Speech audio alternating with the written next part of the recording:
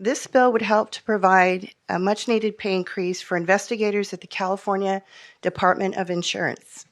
The pay inequity between CDI and other divisions has been identified as a major factor impacting retention of sworn officers at CDI. Due to the importance and complexity of insurance fraud cases, it is vital that we seek a comparable wage to support the staffing of these public safety positions with experienced investigators. Here to speak more about the need for this bill is the bill's sponsor, Insurance Commissioner Ricardo Lara. He is joined by Deputy Commissioner George Mueller from CDI's Enforcement Branch. Great, thank you.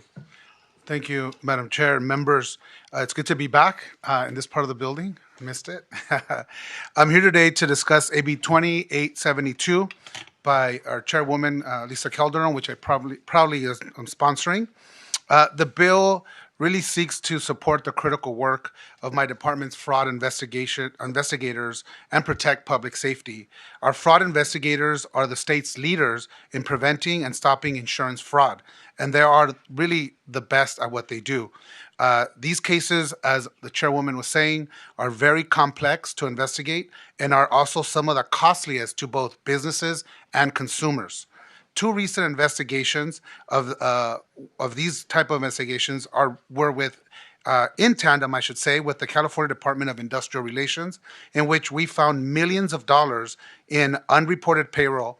These companies were not paying their employees for their work. One company forced employees to clock out for breaks and continue to work, did not pay the employees overtime pay for work in excess of 40 weekly hours, and falsified employee pay stubs.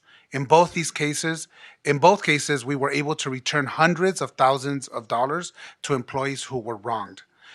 We are the lead agency in investigating healthcare insurance fraud that puts people's lives at risk. Our department has uncovered some of the largest healthcare insurance fraud schemes in California's history, including where they uncovered the payment of over $50 million in bribes and kickbacks between hospital executives, lawyers, and doctors in connection with unnecessary spinal surgeries.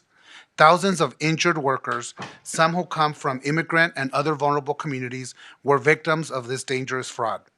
Our investigators fight for the victims of this fraud and stop it before more people become victims. Yet we are losing investigators to other departments simply because we can't pay them what they're worth. They are in the same bargaining unit as the California Department of Justice sworn investigators, but they earn 20% less than their colleagues. AB 2872 would fix that problem.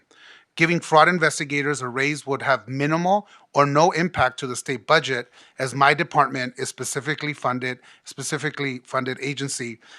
We are funded by the fees we collect through our enforcement of insurance law. The reality is simple. This change would literally save Californians money. Insurance fraud is a multi-billion-dollar drain on California's economy that continues to rise, resulting in the increase of cost for all of us. California consumers and businesses pay the price for these crimes through higher insurance premiums and more expensive goods and services. Fraud inflation is real, and we are working to stop it. The Coalition Against Insurance Fraud estimates the national economic impact of insurance fraud is around $300 billion each year, almost $1,000 per every single American. My department currently employs under 200 sworn officers to detect, investigate, and respond to insurance fraud statewide. Our fraud division receives over 18,000 suspected fraud claim referrals each year, which represents over $600 million in suspected losses. But we have to close thousands of suspected fraudulent claims each year simply because we do not have staff to work on these cases. We do the best to investigate as many cases as we can to protect as many consumers and businesses as possible. Just last year, we were able to submit 860 cases to our district attorney office partners across the state who we work with to prosecute these crimes. However, current pay inequities among the investigator classifications have made it very difficult for us to retain and recruit experienced fraud investigators. The department's current vacancy rate for this classification is nearly 32%. Less investigators means less protection against fraud in the world's largest second insurance market. And nearly 75% of the time, when an investigator leaves our department, they are going to the Department of Justice because they pay more. This has been an ongoing problem at our department for almost 2 decades. Multiple insurance commissioners have attempted to address this pay inequity, pursuing various administrative and other avenues, and I'm now sponsoring this legislation in hopes of solving this problem once and for all. This proposed legislation would raise the compensation for our department's sworn peace officers to match that of the compensation of sworn peace officers at the Department of Justice who are in the same bargaining unit. This will close the 20% pay gap between two departments and have the Department of Insurance recruit and retain more fraud investigators. Our department does incredible work with the resources we have. This legislation will allow us to greatly expand those efforts and ensure more cases have been worked on to increase public safety and further protect consumers and our businesses. Again, thank you for your time, and would appreciate your support on this important bill. Thank you. Good morning, all. My name is Deputy Commissioner George Mueller. I'm with the Enforcement Branch that oversees the Fraud Division and Investigation Division. I'm going to speak from my heart a little bit this morning. This has been very, very troubling. I've been with this department now 9 years, and you can see with our staff that's here today who is supporting this as well.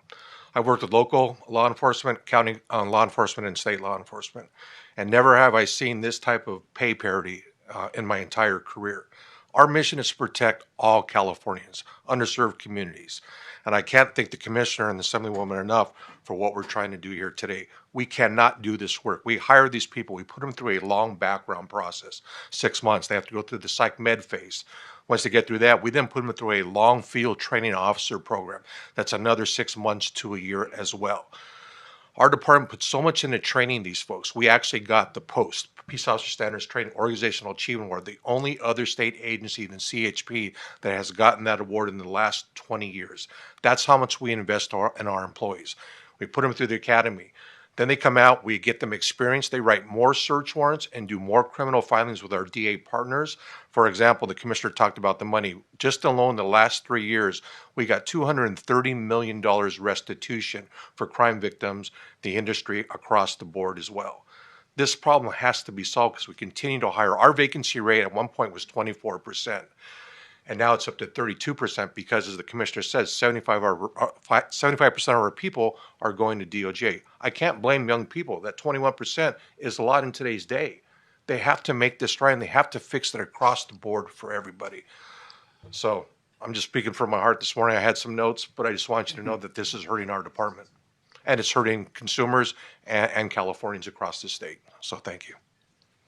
Thank you so much for your testimony. Do we have any additional witnesses in support that would like to make a comment? We just need your name, your position, and the organization that you're representing. Thank you very much. Mr. Chairman and members, John Norwood on behalf of the Independent Insurance Agents and Brokers of California, and we support this legislation. Thank you. Good morning. Sherry McHugh on behalf of the Pacific Association of Domestic Insurance Companies in support of the bill. Thank you. Good morning. Allison Nady on behalf of the Personal Insurance Federation of California, very happily in support of the bill. Mark Segnan, American Property Casualty Insurance Association, strongly in support of the bill.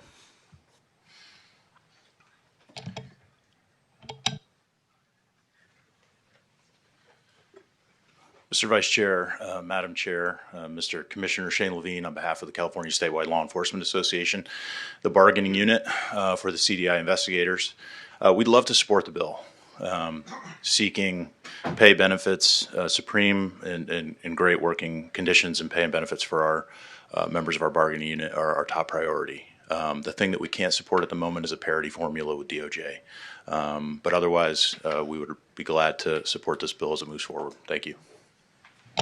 Thank you very much. Now, do we have any key witnesses in opposition? Any witnesses in opposition in the audience? With that, Madam Chair, would you like to close? Yes. Thank you. And at the appropriate time, I'd like to ask for an aye vote when it's appropriate.